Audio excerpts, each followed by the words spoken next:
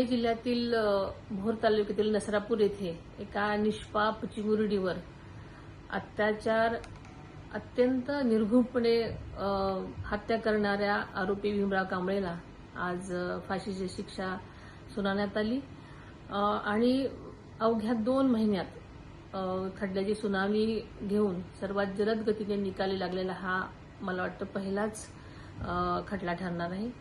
न्यायालयाच्या आजच्या या निर्णयामुळे पीडितेला आणि तिच्या कुटुंबाला खरोखरच न्याय मिळाला असं मला वाटतं।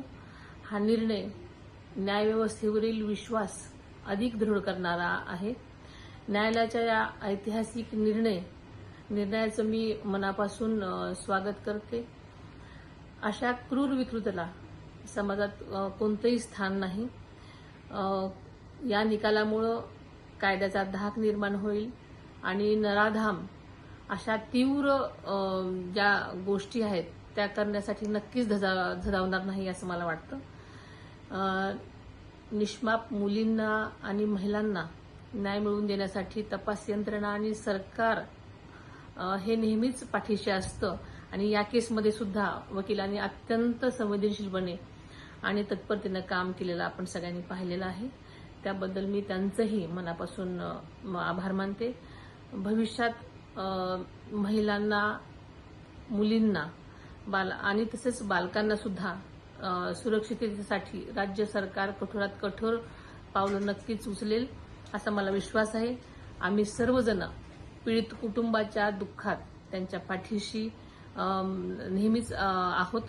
अशा घटना पुन्हा पुन्हा घडू नयेत यासाठी समाज आणि सरकार एकत्रितपणे अशा गोष्टी घडू नयेत म्हणून काहीतरी ठोस करण्याची आज आवश्यकता आहे आणि नक्कीच यासाठी पुढाकार नक्कीच घेतला जाईल आणि सजगतेने त्याकडे पाहिलं जाईल।